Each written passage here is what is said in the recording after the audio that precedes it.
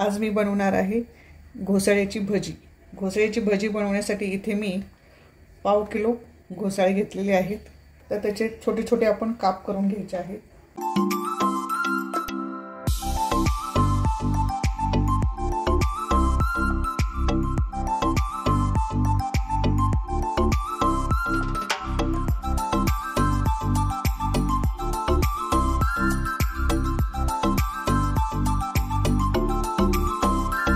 बटाट्याची पण भजी बनवू शकतो।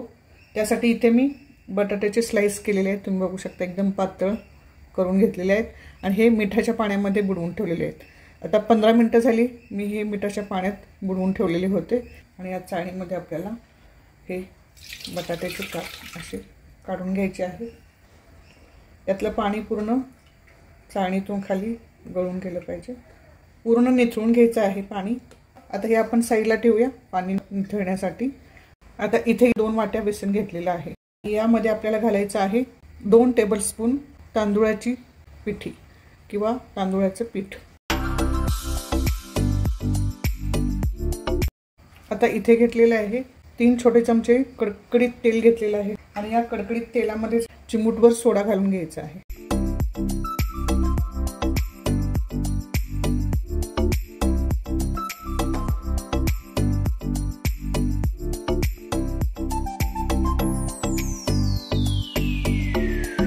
अर्धा चमचा हळद, 1 चमचा मिरची पावडर आणि चवीनुसार मीठ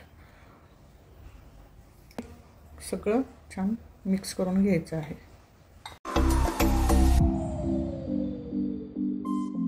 एक चमचा घेतलेला लसूण, मी 5 ते 6 कुड्या घेतलेल्या आहेत आणि त्या बारीक छान कुटून घेतलेल्या आहेत। आता त्या पण हे मिक्स करून घ्यायचे आहेत। छान मिक्स करून घेतलेलं आहे। आता यामध्ये घालूया पाणी, थोडं थोडं घालून घ्यायचं आहे पाणी।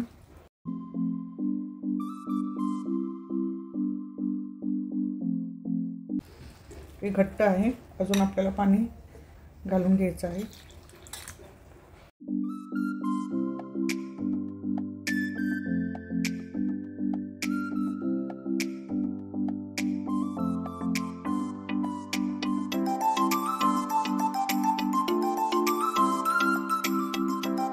मस्त छान बॅटर झालेला आहे। आता आपण गॅसवरती तेल गरम करायला ठेवूया। तेल गरम करायला ठेवलेलं आहे कढईमध्ये। आता आपलं तेल गरम झालंय की नाही हे चेक करूया आपण।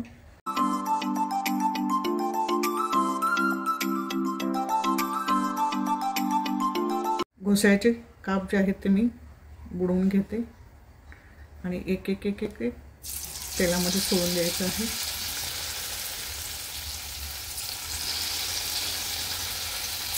मस्त छान अशी भजी तयार।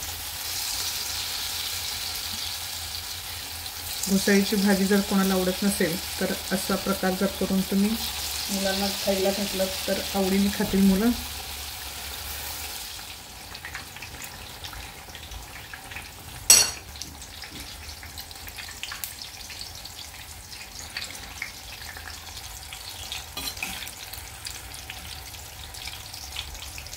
आता हे काढून घेते मी, छान तळून झालेले तुम्ही बघू शकता।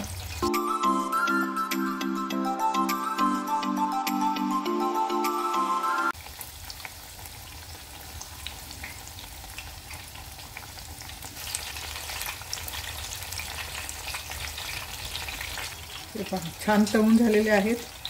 आता आपण काढून घेऊया।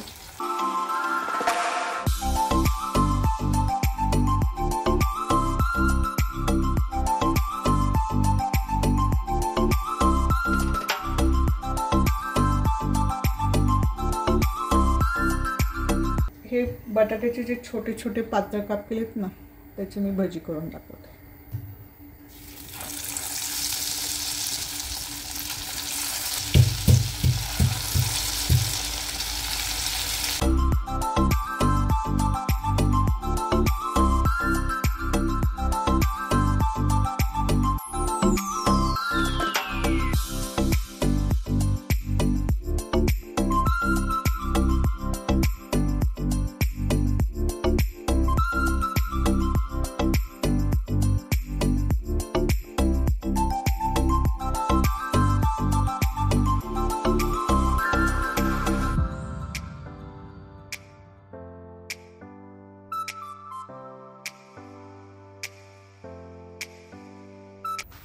घोसाळ्याची भजी आणि बटाट्याची भजी ही रेसिपी माझी तयार आहे।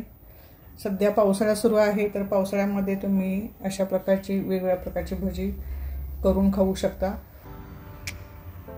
एक चाट म्हणून सुद्धा आपण खाऊ शकतो।